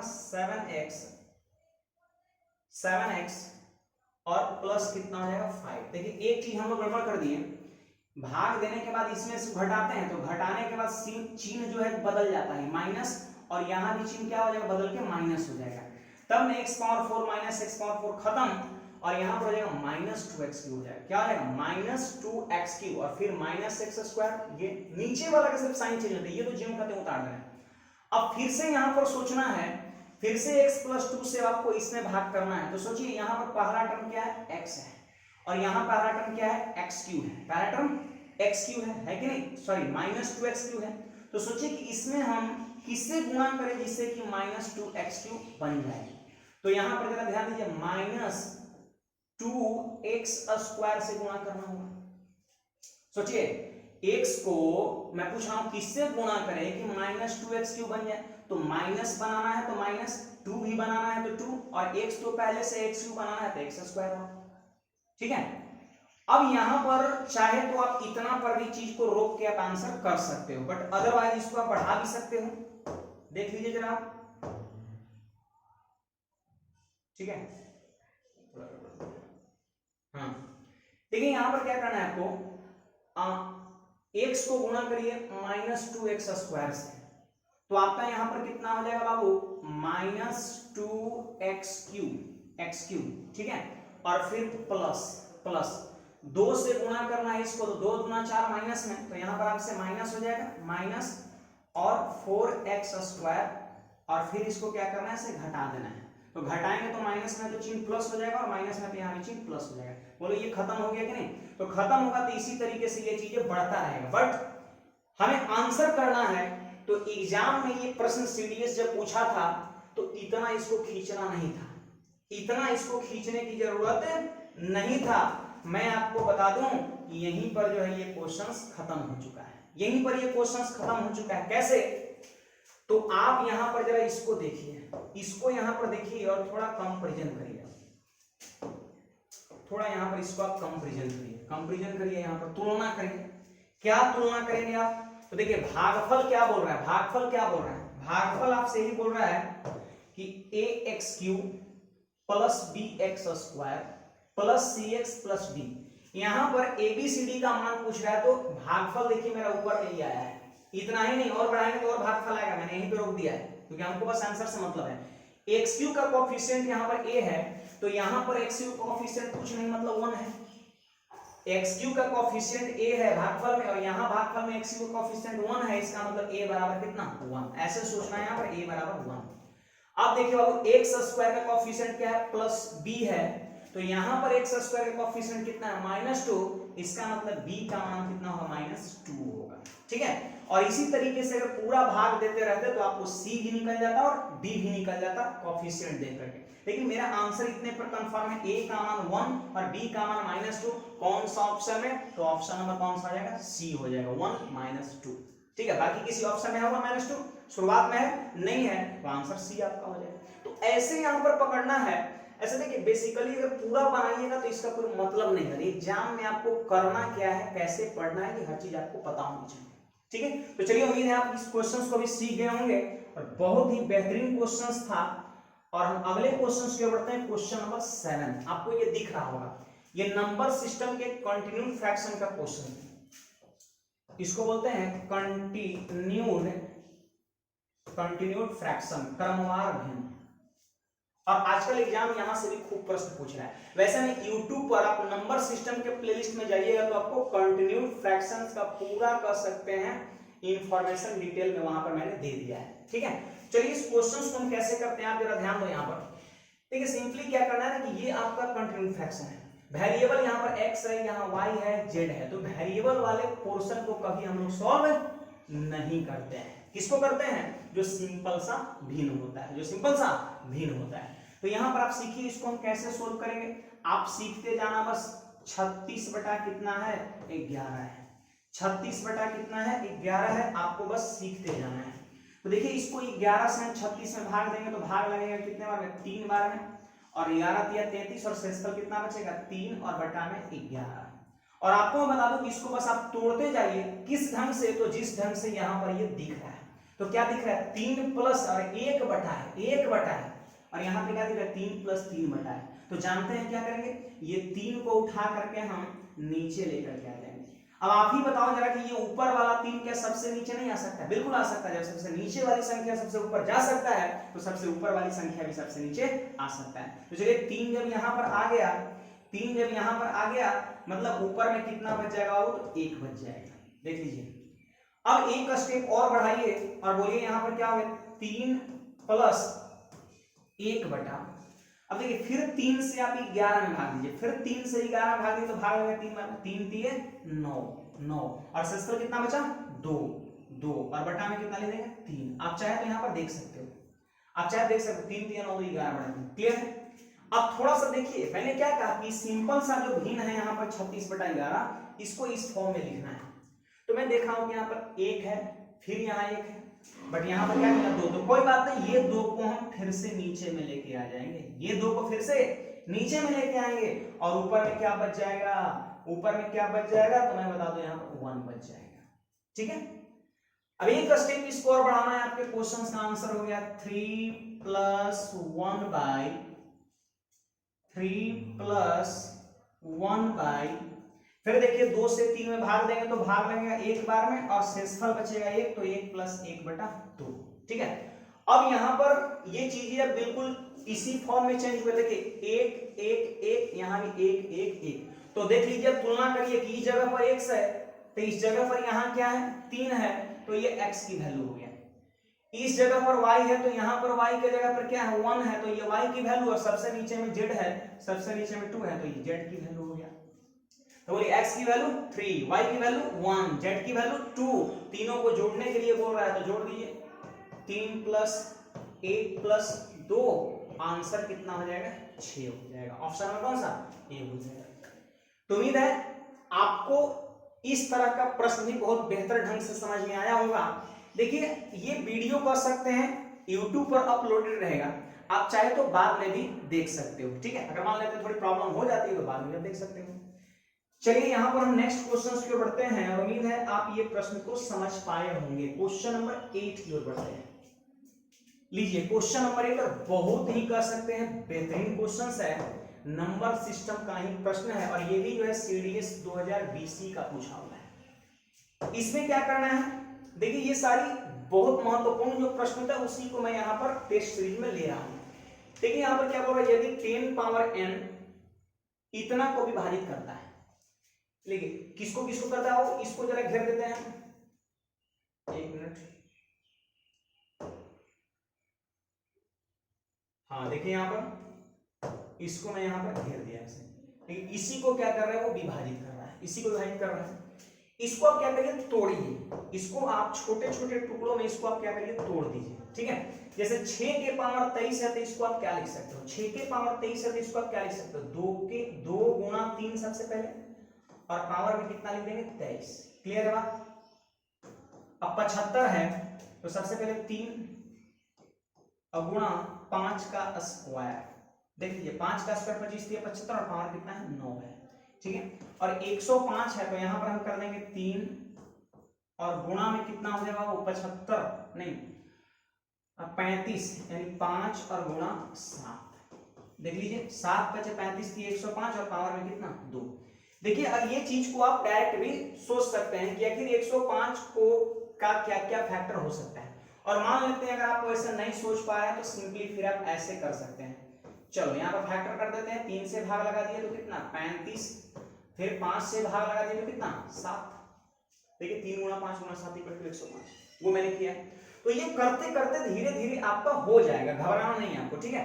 अब यहाँ पर टोटल पावर आप लिखिए, जैसे 2 का पावर हमको लिखना है तो 2 का पावर आप हमको बताओ कहाँ कहाँ है। तो 2 का पावर 23 यहाँ पर है, और कहीं पर 2 आपको दिख रहा है, कहीं 2 दिख रहा है, नहीं दिख रहा है। ऐसा नहीं कि ये दिख रहा है कि 5 का स्क्वायर है। तो चलिए इसका मतलब 2 का पावर कितना हो जाएगा 23 हो जाएगा, ठीक है। अब यहाँ पर 5 का पावर यहाँ पर आप देखिए कितना है, 5 का पावर पूरे में। तो देखिए 5 का 2 पावर यहाँ पर है और 5 का पावर जानते हैं यहाँ पर कितना होगा 9 × 18 होगा। अरे क्लियर है कि नहीं, पावर पावर गुणा हो जाता है तो 9 × 18 यानी 18 को पावर यहाँ है 5 का, और 5 का 2 को पावर यहाँ है, यानी 5 का पावर कितना हो जाएगा 20 हो जाएगा, ठीक है। तो सिर्फ आपको यहाँ पर 2 का ही लिखना है और 5 का लिखना है। मैं क्या बोल रहा हूँ, कम समय में प्रश्न करना है तो फालतू चीजों पर आप काम मत करिए। जैसे क्वेश्चंस क्या था ना कि 10 to the power n, 10 to the power n, ठीक है, 10 to the power n, 10 to the power n इसको विभाजित करता है। तो 10 कब बनता है जब 2 और 5 गुणा होता है। तो सिर्फ हम 2 और 5 वाले को ही लेंगे, बाकी वालों को लेने की कोई जरूरत नहीं है। जैसे 7 है 3 है उसको लेने की कोई जरूरत नहीं है ना, क्योंकि यहाँ पर 10 का मतलब क्या होता है 2 × 5 होता है। अब यहाँ पर आपसे क्वेश्चन क्या बोलता है कि तो n का अधिकतम मान क्या है। n का मतलब समझते हैं, जैसे मान लेते हैं 10 का पावर अगर कहीं 2 लिखा हुआ है, इसका मतलब यही होता है कि 10 का है वो 2 गो। अगर 5 के पावर अगर 50 लिखा हुआ 25 लिखा हुआ है, इसका मतलब 5 क्या है वो 25 गो। यानी पावर ये बताता है कि बेस कितना गो है।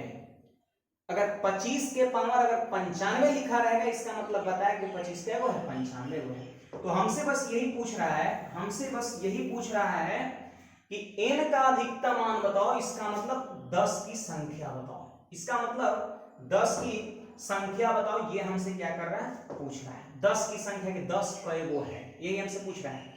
तो देखिए बाबू यहाँ पर 10 बनता है 2 और 5 को मिलने से, ठीक है।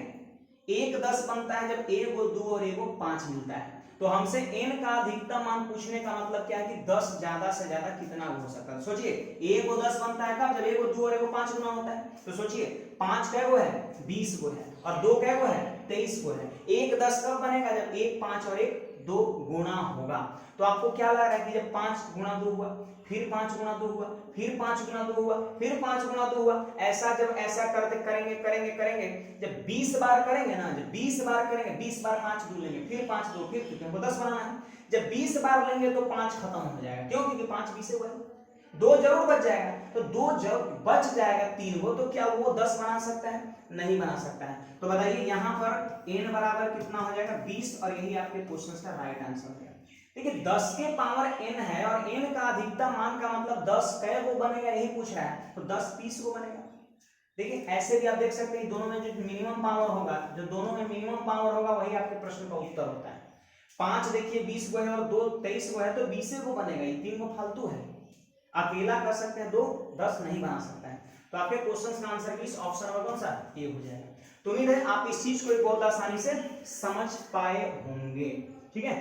चलिए हम क्वेश्चन नंबर 9 की ओर बढ़ते हैं। और यहाँ पर बहुत ही कर सकते हैं बेहतरीन क्वेश्चन 9 नंबर। आपको ये चीजें सीखना है, ये रेलवे वाले स्टूडेंट, एसएससी वाले स्टूडेंट, जिनका सीडीएस सीपीओ है, हर लोग सीखेंगे। देखिए आप बाबू घबराओ नहीं, अभी हम गांव में हैं और यहाँ पर कह सकते हैं मैं ब्रॉडबैंड लगा चुका, लगभग 40 से 50 हजार रुपए, ऐसे बताना तो नहीं चाहिए लेकिन मैं आपको बता दे रहा हूँ 50 हजार रुपए के आसपास में मैंने ब्रॉडबैंड पे ये कराया, वीसेट उसको शायद बोलते हैं।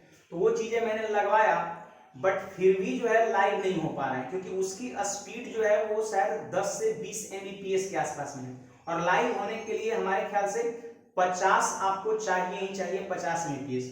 तो वो मैंने लगवा तो दिया, मैंने सोचा सर 10-20 Mbps में हो जाएगा, बट काम नहीं हो पाया। तो अब लाइव की जो बातें हैं वो हम पटना निकलेंगे, लॉकडाउन जब खत्म होगा, या कह सकते हैं थोड़ा चीजें पटना में कोरोना का चीजें नॉर्मल जब होगा तो हम पटना निकलेंगे, और जब लाइव जब हम आने लगेंगे तो वहां पर आप उम्मीद नहीं कर पाइएगा कितना आपको मैं क्लास दूंगा, आपको अकबकी लगने लगे, करे इतना हम कवर कैसे करें। बहुत सारी चीजें पढ़ाने वाला हूँ, पूरा प्रीवियस एसएससी में करा देने वाला हूँ, पूरा प्रीवियस रेलवे में करा देने वाला हूँ, ठीक है। ये सारा मेरा प्लानिंग है, बस आप जुड़े रहो और थोड़ा बर्दाश्त करना है, ठीक है। चीजों को थोड़ा सा वेट करना है, सही समय का इंतजार करना है। अभी देखिए लाइव में बहुत ज्यादा हमको टाइम नहीं देना होता है, लेकिन इसमें बहुत सारा प्रोसेस होता है, ठीक है। इसलिए अभी एक क्लासेस दे रहे हैं, लेकिन 10 क्वेश्चन जो है वो बहुत कुछ आपको सिखाएगा, इसके लिए आप निश्चिंत रहिए। टेलीग्राम पर भी मैं बहुत सारी चीजें आपको प्रोवाइड कर रहा हूं।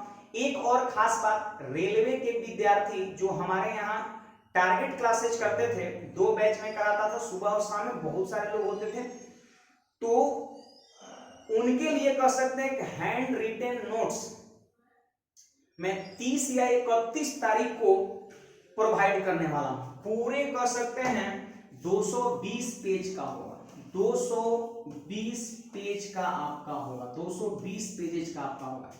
ये कह सकते हैं 220 पेज के अंतर्गत पूरा मैथमेटिक्स आपको मिल जाएगा।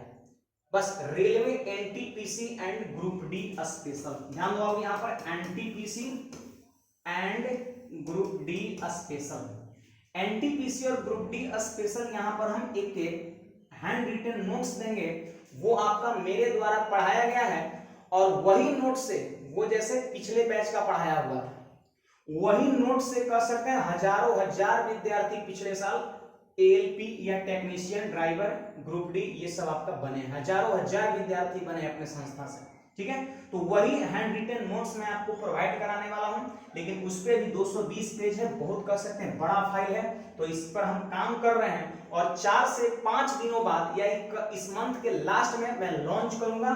और आप क्या करिए, उसको आप खुद तो रखिए ही, रोज उसको स्टडी करिए, वो आपको पूरा मैथ्स का प्रैक्टिस करा देगा रेलवे लेवल का, और उसको आप ज्यादा से ज्यादा शेयर भी कर देना है, पूरे एकदम भारतवर्ष में फैला देना है, हर राज्य के कोने कोने में, ताकि हर जगह का विद्यार्थी को उससे फायदा मिल सके, ठीक है। इसमें मैं मेहनत कर रहा हूँ, बहुत मेहनत की जरूरत है, 220 पेज तैयार करना, लेकिन मैं उम्मीद है हमको 5-7 दिन में ये चीजें हो पाएगा, ठीक है। चलिए तो खैर अब हम यहाँ पर नेक्स्ट क्वेश्चन पे बढ़ते हैं, और आप देख पा रहे हैं यहाँ पर प्रश्नों की 2 श्रेणियों के लिए नीचे दिए गए बारंबारता बंटन को पढ़िए और आगे आने वाले प्रश्नों का उत्तर दीजिए। खास बात यहाँ पर यह है कि श्रेणी 2 है, पहला श्रेणी है और दूसरा श्रेणी, और ये वर्ग अंतराल दे रखा है। तो सबसे पहले यहाँ पर जानते हैं, बहुत सारी चीजें हैं, ये जानबूझ करके मैंने प्रश्न लिया है, जैसे देखिए इसमें वेरिएबल है, एक्स है, वाई है, एक चीज तो यहाँ पर ये है। अगर आप थोड़ा आगे बढ़ जाते हैं तो 9 नंबर क्वेश्चन पे क्या बोलता है, माध्य बताओ, और 10 नंबर में क्या पूछता है कि बहुलक बताओ, लगभग में, ठीक है। तो मतलब माध्य भी आप सीख जाएंगे, बहुलक भी आप सीख जाएंगे, और यहाँ पर जब कोई बारंबारता में वेरिएबल दे देता है, चीजें अननोन रहता है, तो हम कैसे करते हैं ये चीज भी सीख जाएंगे, ठीक है। चलिए बाबू, तो आप यहाँ पर सबसे पहले तो यहाँ पर आप देख सकते हो पहला श्रेणी जो है वो आपका कर सकते हैं, ये है पहला श्रेणी जो है आपका ये है, और ये सभी का कुल योगफल कितना है, 100 है। दूसरा श्रेणी जो है मेरा ये है, और इसका भी योगफल कितना है, 100 है। तो ऐसा करेंगे, इसको जोड़ करके बराबर 100 करेंगे तो 100i में एक समीकरण, और इसको जोड़ के बराबर 100 करेंगे तो 100i में दूसरा समीकरण हमको मिल जाएगा। क्लियर है बात। अब देखिए तो यहाँ पर हम चीज को करते हैं, आप बस ध्यान दो, जोड़े 20 और 10 30 और 15 कितना हो गया, जल्दी बोलिए, 35 हो गया, सॉरी 20 10 30 15 45 हो गया, प्लस x प्लस वाई। इसको आप ये बोल सकते हो कि 45 plus x plus Y equal to 100। तो आप हमको बताइए x plus Y equal to कितना, 55। ये हो गया इक्वेशन फर्स्ट, जल्दी से इसको चेक कर लेना है। अब देखिए 8 4 12 4 16 प्लस 2x प्लस वाई, ध्यान दीजिए यहाँ पर 16 plus 2x plus Y equal to 100। तो यहाँ पर आप बाबू देखो, यहाँ पर 2x plus Y equal to कितना होगा, तो 16 जाके 100 में से घट जाएगा तो कितना हो जाएगा, 84 आपका हो जाएगा। ये रहा इक्वेशन सेकंड हो गया, ठीक है, ये इक्वेशन सेकंड हो गया। अब यहाँ पर क्या करना है, आपको लग रहा है कि सेकंड में से फर्स्ट को घटा देंगे। देखिए यहाँ पर सेकंड में से फर्स्ट को घटा देंगे, तो सेकंड में से जब फर्स्ट घटाएंगे तो y में से y घटेगा तो खत्म, और 2x में से जब x घटेगा तो कितना x, और 84 में से 55 घटाइए तो देखिए 14 में से 5 घट जाएगा 9, और 7 में से 5 घट जाएगा तो 29, यानी x की वैल्यू 29 मिल गया। अब हमको y का लिखना है तो कोई एक इक्वेशन x की वैल्यू को पुट कर दीजिए। चलिए x का मान 29 यहाँ पे हम बैठा दिए, तो 29 जा करके उधर घटेगा 55 में से, तो y की वैल्यू कितना हो जाएगा 26 हो जाएगा। क्लियर है, यानी x की वैल्यू 29 और y की वैल्यू 26, ये दोनों समीकरण को सॉल्व करने से मिला। तो चलिए यहाँ पर हम लिख दे रहे हैं x का मान कितना 29 हो गया और y का मान कितना हो गया 26 हो गया। आप यहाँ पर देख सकते हो 29 गुना 58 यहाँ पे हो गया, और यहाँ पर कितना हो गया आपका 26 हो गया। क्लियर है बात, ये डाटा को आप भूल जाओ, 29 समझो 26 और यहाँ 58 और यहाँ पर 26 समझो आपका। चलिए यहाँ पर आप समझ चुके हैं चीज को। यहाँ पर कितना था वो गड़बड़ हो गया थोड़ा, ये 29 था, सॉरी ये 29, ये 58, ये भी y 26 और ये भी 26। क्लियर है बात। अब यहां पर हम पहले क्वेश्चंस की ओर हम बढ़ते हैं, तो पहला क्वेश्चन क्या कहता है, इस पे फोकस करना है। पहला क्वेश्चन हम इस पे थोड़ा आ जाते हैं, नेक्स्ट क्वेश्चन पे आ जाते हैं। तो पहला क्वेश्चन कहता है कि श्रेणी 1 के बारंबारता बंटन का माध्य, मतलब पहला जो श्रेणी है उसका आपको माध्य बताना है। ठीक है, उसका माध्य बताना है। तो देखिए सिंपली यहाँ पर क्या होता है ना, माध्य को हम x बार से रिप्रेजेंट करते हैं, और x बार जो होता है वो होता है sigma fx by sigma f होता है। ठीक है, अब देखिए fx, अब चाहिए आपको x चाहिए, तो x निकालने का क्या तरीका होता है मैं यहाँ पर आपको बता रहा हूँ, आप बस ध्यान दो। यहाँ पर x निकालने का क्या तरीका होता है मैं आपको बता रहा हूँ। तो देखिए जब भी आपको x निकालना हो तो आप लोअर लिमिट और अपर लिमिट को जोड़ के 2 से भाग कर दीजिए। तो 10 और 20 30 में 2 से भाग कर देंगे तो कितना 15, ये दोनों को जोड़ के 2 से भाग करेंगे तो कितना 25, ये दोनों को जोड़ के 2 से भाग करेंगे तो कितना 35, इसको जोड़ के भाग कर देंगे तो कितना 45, और इसको जोड़ के भाग कर देंगे तो 55। क्लियर बात ये। तो ये कह सकते हैं x की वैल्यूज हो गया यहाँ पर। अब देखिए हमको पहला क्वेश्चन का आंसर करना है, तो सिग्मा fx, fx का मतलब होता है कि पहले फ्रीक्वेंसी और x को गुणा करिए। देखिए यहाँ पर पहला श्रेणी का मान निकालना है, तो x और f बारंबारता है, ये बारंबारता है, पहला श्रेणी का बारंबारता है, तो fx यानी 15 गुना 20 कितना होगा, आप जल्दी बोलो यहाँ पर 15 गुना 20 कितना हो गया, जल्दी 15 गुना 20 कितना हो गया 300 आपका हो गया। 15 गुना 20 कितना 300 प्लस, फिर देखिए यहाँ पर fx, तो 15 गुना 25 कितना हो गया, वो 375 हो गया। क्लियर है बात। फिर यहाँ पर देखिए 10 गुना 35 कितना हो गया 350 हो गया। क्लियर है, प्लस में फिर देखिए 29 गुना 45 कर दो, 29 गुना 45 कर दो, तो हमारे ख्याल से कितना हो जाएगा, यहाँ पर देख सकते हो 9 पंचे 45 का कितना हो जाएगा 5 4 हो जाएगा, और फिर आप देख सकते हो 5 गुना 10 और 9 चौके 36, 36 10 46 और 4 50 का 0 5 और 4 गुना 8 5 13, यानी 1305 हो जाएगा। आप गुना करके देख लेना यहाँ पर। ठीक है, अब 26 गुना 55 करना है, तो आप देख सकते हो यहाँ पर 6 पंचे 30 का 0 3 हो गया, और 5 गुना 10 और 6 पंचे 30 तो 40, और 3 43 का 3 4 हो गया, और 5 गुना 10 4 14 हो गया। आप देख सकते हो 1430 आ गया। अब ये सभी को हम क्या करेंगे जोड़ देंगे, थोड़ा सा एक बार चेक कर लीजिएगा 56 गुना 55 करके। ठीक है, अब ये सभी को जोड़ देंगे कि सिग्मा का मतलब जोड़ होता है, और बटा में क्या होता है सिग्मा f, तो फ्रीक्वेंसी का जोड़ कितना है बाबू यहाँ पर, तो 100 है। अब 100 से यहाँ पर हम क्या करेंगे डिवाइड करेंगे, कोई ना कोई क्वेश्चन का आंसर आपको मिल जाएगा। आप चाहे तो यहाँ पर जोड़ सकते हो, चलिए मैं यहाँ पर जोड़ के दिखा दे रहा हूँ आपको। सिंपली बस यूनिट की जोड़िए, तो 0 5 5 10 का 0 0 1 हो गया आपका। ठीक है, अब देखिए यहाँ पर 3 हो गया, 0 और 5 8 8 और 7 कितना 15, और एक यहाँ पर था 16। ठीक है, 16 का 6 फिर 1 हो गया, फिर यहाँ पर 4 और 3 7 और 3 10 और 3 13 और 3 16, और एक यहाँ पर कितना हो गया 17 का 7 फिर से 1 हो गया, और 1 1 2 और 1 3। और इसमें 100 से क्या करना है, डिवाइड करना है, तो 2 अंक के पहले डेसिमल बैठ जाएगा, 37.6 आपके क्वेश्चन का आंसर होना चाहिए। क्लियर बात? तो यहां पर ये जो मैंने तरीका बताया इसको आप ध्यान रखिए, और 37.6 आपके क्वेश्चन का आंसर होना चाहिए। देख ले रहे हैं कोई ऑप्शन में है कि नहीं, तो यहाँ पर बिल्कुल है, आप देख सकते हो। यहाँ पर देखिए 37.6 आपका ये राइट आंसर है, सॉरी ये 37.6 आपका क्या है, राइट आंसर। ठीक है, अब चलिए यहाँ पर हम 9 नंबर क्वेश्चन क्लियर हो चुका है। 10 नंबर क्वेश्चन में क्या होता है, श्रेणी 2 के बारंबारता का बहुलक क्या है। बारंबारता का बहुलक क्या है, लगभग लगभग में, और ये सारा ऑप्शन दे रखा है। तो सबसे पहले थोड़ा हम क्वेश्चंस के फिगर पे आ जाते हैं, और क्वेश्चंस के फिगर पर थोड़ा आके देख लेते हैं क्या है ये बात। पहला नंबर तो सब लोग समझ गए, खत्म, ये भी खत्म, ये भी खत्म, ठीक है, और ये भी खत्म, ये भी खत्म। तो ये चीजें आपका खत्म हो गया, ये बात आपका है। आप देख सकते हो यहाँ पर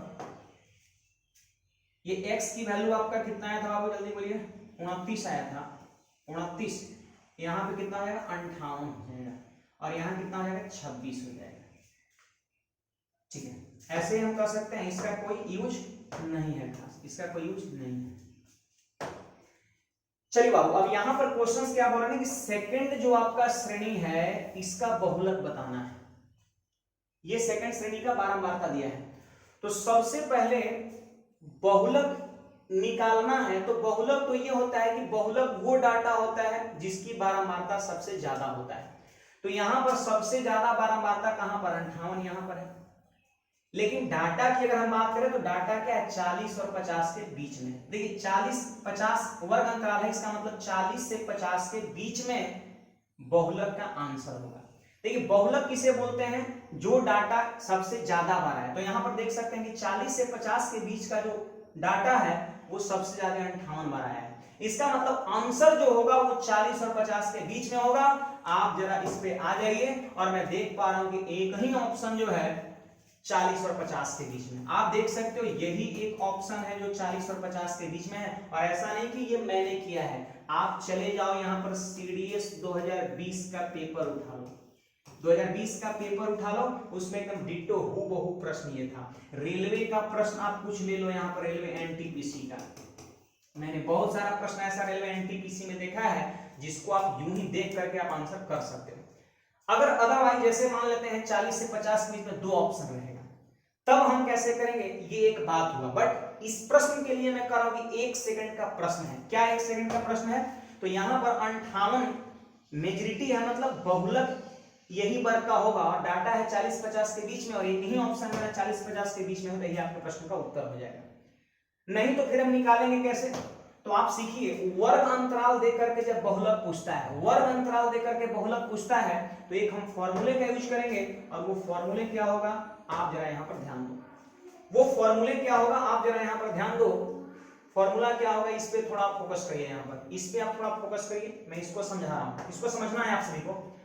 देखिए MO मतलब आपका हो गया मोड, और मोड इक्वल टू क्या होगा, L plus F1 minus F0 by 2 F1 minus F0 minus F2, और इनटू में क्या होगा H आपका, ठीक है। बट यहाँ पर जितने सारे टर्म दिख रहा है उसका मतलब क्या होता है आपको समझना है।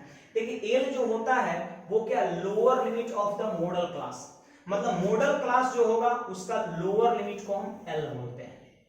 अब कहिएगा क्या है यहाँ पर L, तो देख लीजिए यहाँ पर आप आ जाइए, यहाँ पर आपको मोड लिखना है, मोड लिखना है कि नहीं, मोड लिखना है, तो L क्या होगा, तो सबसे पहले आपको मॉडल क्लास पहचानना होगा। मॉडल क्लास की पहचान कैसे होगी, तो सबसे ज्यादा बारंबारता वही होता है मॉडल क्लास, तो ये है मेरा मॉडल क्लास, और मॉडल क्लास का लोअर लिमिट कितना है बाबू, 40 है, इसको लोअर लिमिट बोलते हैं, इसको अपर लिमिट, तो L की वैल्यू कितना हो गया, 40 हो गया, ठीक है। अब यहाँ पर फिर से आप आ जाइए, तो बोल रहे हैं H क्या है, H ये जो दिख रहा क्या है, तो size of the class interval, ठीक है, क्लास इंटरवल के बीच का जो साइज है या फिर कह सकते हैं अंतराल है वो आपका है।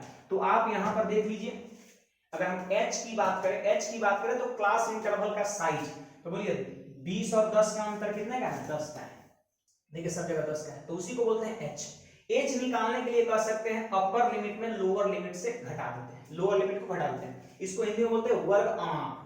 अब चलिए यहां पर आ जाइए, सॉरी यहां पर आप आ जाइए, इस तो क्लियर हो गया। Size of the class interval, f1 क्या है तो frequency of the model class. Model class के फ्रीक्वेंसी को यहाँ पर f1 से डिनोट किया गया है। तो आप यहाँ पे बाबू देख सकते हो, अगर हम f1 की बात करें तो frequency of the model class, तो ये मेरा मॉडल क्लास है और उसकी बारंबारता कितना है तो 58 है, 58 है बारंबारता। चलिए f1 भी क्लियर हो गया। अब यहाँ पर हम बढ़ते हैं f0 के बारे में। तो frequency of the class preceding the model class, यानी मॉडल क्लास के पहले, मॉडल क्लास के प्रीसीडिंग द, यानी मॉडल क्लास के पहले वाले क्लास का फ्रीक्वेंसी को f0 हम कहेंगे, ठीक है, उसको हम f0 कहेंगे। तो अगर हम f0 की अगर हम बात करें तो मॉडल क्लास मेरा ये है, लेकिन इससे पहले की फ्रीक्वेंसी कितना है बाबू, 4 है, फ्रीक्वेंसी 4 है।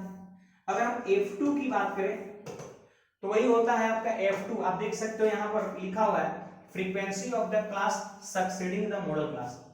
मॉडल क्लास के जो आगे वाले क्लास का फ्रीक्वेंसी होता है उसी को हम f2 कहेंगे। तो आप यहाँ पर देख सकते हो कि मॉडल क्लास मेरा ये है और उसके आगे का कितना है बाबू, फ्रीक्वेंसी 26 है, तो f2 का मान कितना हो गया आपका 26 हो गया। तो ये सारी चीज आपको ध्यान रखना, सिंपल सी बात है। ये रह गया आपका f1, इसके पहले जाना है तो 1 से पहले क्या होता है 0, और इससे पहले क्या होता है 2 होता है, तो आगे वाला f2 हो जाएगा। क्लियर है? अब ये सारी चीजें अगर आपको पता है तो आप आसानी से इसको कर सकते हो, ठीक है, आप आसानी से इसको कर सकते हो। चलिए तो यहाँ पर फॉर्मूला में फिर से आपको दिखा दे रहा हूं एक बार।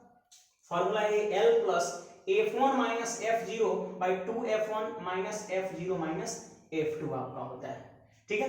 अब इसी का देखिए यहाँ पर हम यूज करके क्वेश्चंस को कितना आसानी से कर दे रहे हैं, आप बस ध्यान से समझिएगा।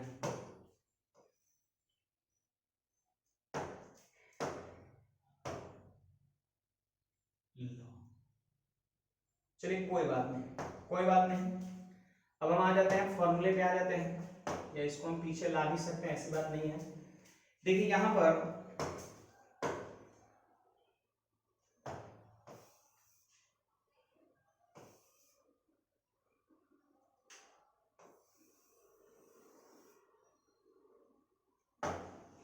चलिए यहां पर मोड का फॉर्मूला क्या था तो आपको याद होगा L प्लस याद है ना, L प्लस, इसके बाद था आपका f1 माइनस f0 और बटा में क्या था 2f1 minus f0 minus f2 और इंटू h था, ठीक है। अब यहां पर यही मोड का फॉर्मूला ऐसा बैठा देना है, तो L की वैल्यू कितना 40 लोअर लिमिट है, और f1 कितना बाबू यहाँ पर याद है ना 58 था, यहाँ पर 58 था, भूल गए शायद आप, 58 था यहाँ पर, याद होगा आपको। तो चलिए यहाँ पर हम क्या लिख देते हैं, यहाँ पर f1 की जगह पे लिख देंगे 58 और f0 मतलब पहले वाला कितना 4 और 2f1 तो 58 का डबल कर देना है तो कितना हो जाएगा 116 और माइनस f0 4 और माइनस f2 कितना, y का मान याद होगा आपको 26 आया था, तो 26 और इंटू h अंतर होता है कितना 10। आप इसको चाहे तो आप सोल्व कर सकते हो, आप इसको चाहे तो सोल्व कर सकते हो। तो जहां तक हमें पता है कि 46 दशमलव समथिंग आता है, लगभग बोल रहा है, इसलिए उत्तर कितना हो जाएगा 46 हो जाएगा। तो उम्मीद है आप ये प्रश्न को बहुत आसानी से समझ गए होंगे, उम्मीद है आप इस प्रश्न को बहुत आसानी से सीख गए होंगे, ठीक है। तो चलिए यहाँ पर आज मैथ्स टेस्ट में जो मैंने 10 क्वेश्चंस कराया है, इसको आप 10 मत समझिए, इसके कॉन्सेप्ट को देखिए। बहुत मैंने समय दे करके आपको हर चीज को बारीकी से बताया है, और ये क्लासेस जो है YouTube पर अपलोड भी रहेगी, आप चाहे तो बाद में भी कहीं अगर फंसे तो चीज को आप देख सकते हो, ठीक है। तो चलिए आज की क्लास में हम यहीं रहेंगे, बस जाते जाते आप चीज को फैला के जाइए, आप शेयर करके जाइए, ठीक है। धन्यवाद।